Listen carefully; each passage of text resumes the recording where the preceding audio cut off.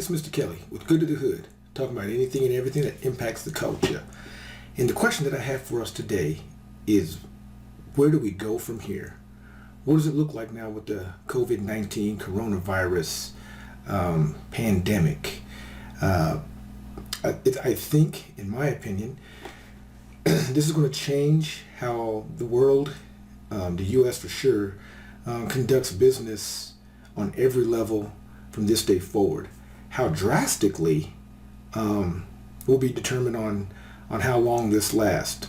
Right now, I think Americans are, as a whole, are feeling the effects of really being inconvenienced, maybe dramatically inconvenienced, but it's really just inconvenienced. We haven't had anything like this in the modern era, at all, really. You know, when people sit here and say, well, hey, we made it through H1N1, we made it through swine flu, Zika, Ebola. First of all, we, as Americans, we didn't make it through anything. None of that really came hardcore on our shores, and definitely not this deep, and not to the extent where we had to shut down schools, shut down airports, only have essential employees and essential infrastructure and all that. So that whole we doesn't really apply to us as American citizens, because most of those outbreaks were contained and restricted to other continents for the most part, not ours, right? So that's that. But either way, okay, that has nothing to do with where we are now, and where we are right now is going to change the course of history and how we conduct things, period. And some of that can be foreseen and some of it can't.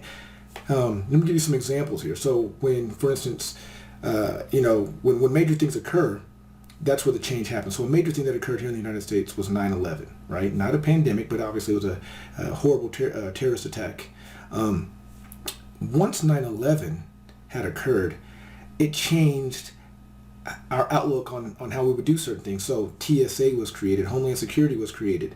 If you recall, some of you are old enough, 20 years ago, if you took somebody to the airport, you were able to walk them all the way to their gate, see them get onto the plane, stand there at the glass, wave at them, say bye as the plane took off.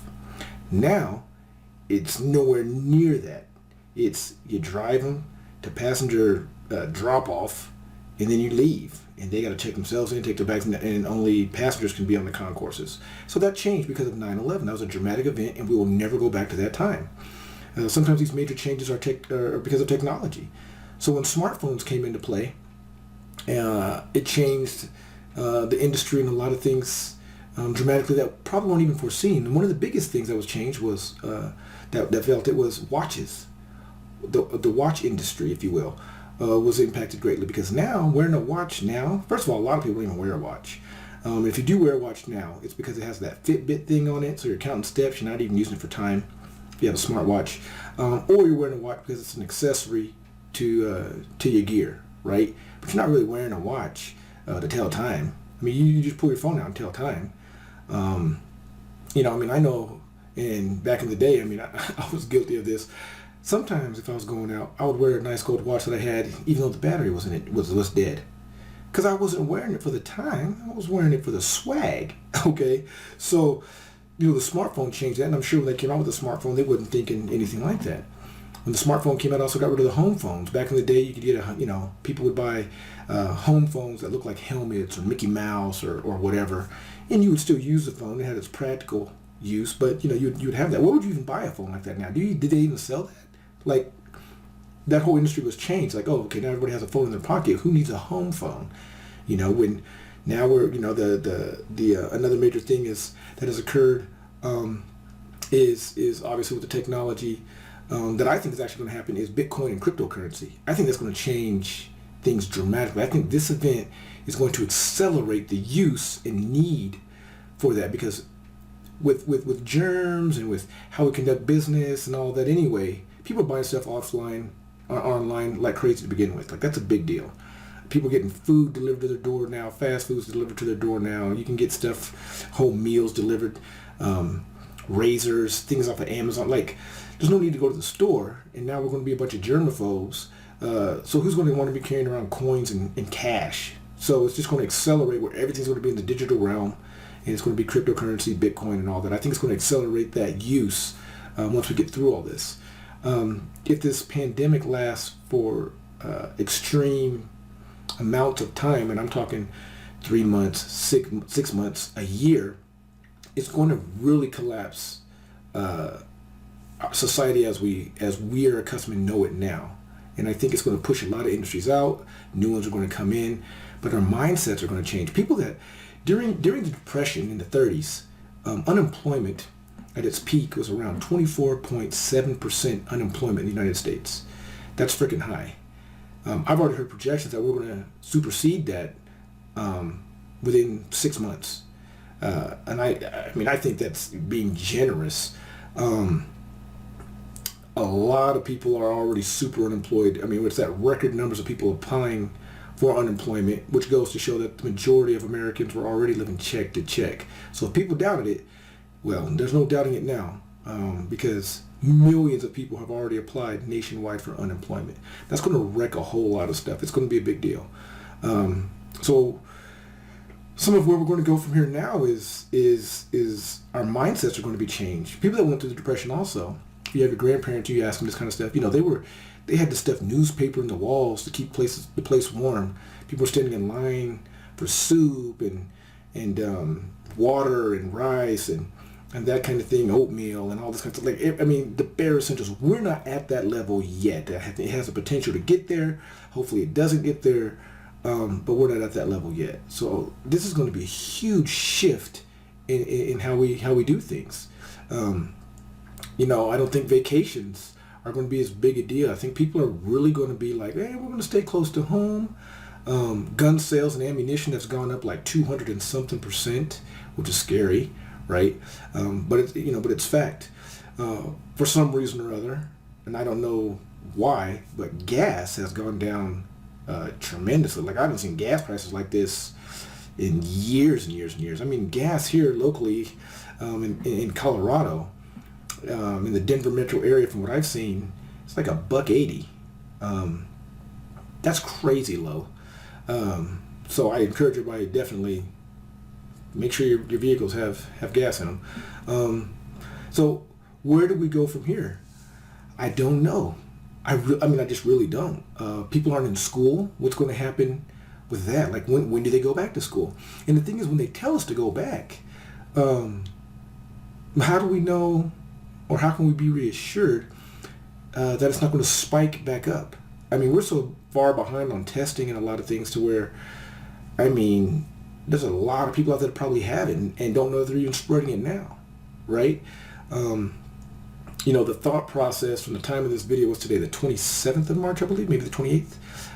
It's after midnight, so that's why I think it's the 28th, because it's after midnight. But that notwithstanding, like, the thought process that I've been seeing on the news is for everything to be back to normal by Easter. By Easter? That's like just a couple weeks from now. I don't think that's realistic. I just don't.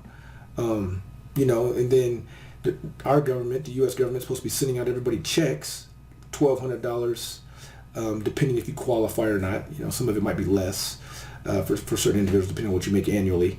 But that's like a one-time hit. So what's going to happen when May, June, July comes? Some people, even now, aren't taking it serious, and they're still going out and they're hanging out and going to bars, trying to go to bars and clubs. Florida had all kinds of people on the beach. California had all kinds of people partying before they were locked down. It's just, so you have that end of the spectrum. Then you have people that are taking maybe too serious and they're stocking up on toilet paper. These are your doomsday preppers, I guess. Problem is, in America, like, we're taught how to doomsday prep by zombie apocalypse movies. That's crazy. And that's why everybody's going for the toilet paper. Like, that's just nuts. I talked about that on another video, but seriously, like, people, canned goods, non-perishable is what you should be getting. Like, you need to make sure that your ass is fed, not that your ass is wiped clean. Like, prioritize. Do both, but you understand what I'm saying. So it changes day by day. There's a lot of people unemployed. I was surprised that one of the places that I found out was open is the veterinary clinics. Now, I have some contacts there, and they're telling me they're not letting no people into the clinic itself. They're doing curbside. So what they're doing is clinician or somebody will come out. They're doing everything as much as possible digitally and on phone, and they'll take your dog or cat, but take your animal into the vet. You got to stay outside on the curb in your car. They go in, do whatever. When all that's taken care of with your dog and they draw blood or whatever it is they got to do, they bring the dog back out to you, and that's it. And then they do that. Depending on how big the facility, they're only doing that like 1 or 2 animals at a time because of the social distancing and all this. But that's just crazy. But I guess it kind of makes sense because your animals need medical attention too.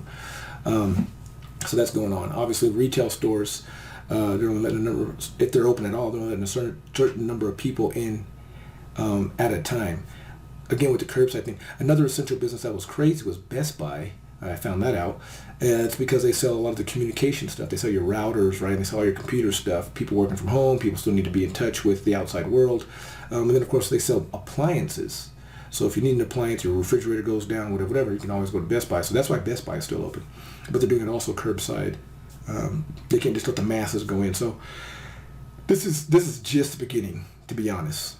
Look, it's been like this now for a few weeks out here in the United States.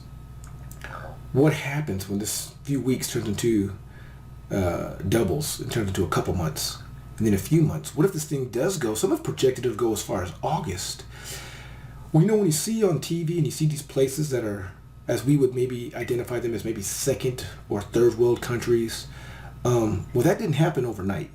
That happened, I'm sure at the very beginning it started like this, where it's like, hey, we're kind of inconvenienced. Like, this kind of sucks. We can't do this. We can't do that. Can't go to the store. This is always ran out. We never have this type of food or whatever. And then it gets to the point to where the system starts to break down and has cracks, and then people start to panic. No lie. Just the other day I went to Walgreens just to pick up some odd ends. And this lady walked in with a big blue bag, one of those bags you use because you're trying to help save the environment. And so you bag your own stuff. You bring your bag with you. This lady, she was in her 30s. She just started putting stuff in the bag. Okay, didn't think nothing of it. Then she walks, I got paying for my stuff. She walks past me. She walks smooth out the store. I didn't think nothing of it because, hell, I don't know. Maybe she did pay for it at the pharmacy portion. I don't know. So I'm walking out. 2 employees rush out and ask her, hey, did you pay for that? Did you pay for that? Lady looks at him, jumps into a car, and goes. So she literally just looted Walgreens, filled up this bag with who knows whatever, and then just dipped. This is happening right now. And we're not even completely through phase 1 of this whole ordeal, right? I commented before in another video that there's people already fighting in the parking lots of like Walmart and Costco. Like, is it like, what are you doing? We're not even at a level where there's a complete shortage on things. Demand is high, and that's why shelves are empty. But there's not a shortage. There's still toilet paper out there. It's just being scooped up by certain individuals or whatever. So look, all I can say is this: be safe. Definitely get proper information. Stay in contact with the CDC, via the internet, the World Health Organization, your local government, not only for your state, but more specifically your city. Keep in good contact with friends via phone and family and the internet and see what they've heard and see what's going on. And look, just stay home. Just stay home for now. I know we're going to get cabin fever and whatnot, but it's just in the best interest of everybody. Because even if you don't get the coronavirus, you go out there and get in an unnecessary altercation because of some whack job, what's the point? Or you get yourself in trouble. It's just not worth it. So, look, this is Mistah Kelly with Good to the Hood. Hit that like button, hit that subscribe. I want to start posting videos like every other day, not always on this, because I still want to talk about what's going on with the culture. But definitely hit those buttons for me. Wish you the best. Stay safe. Take care of your people. And peace.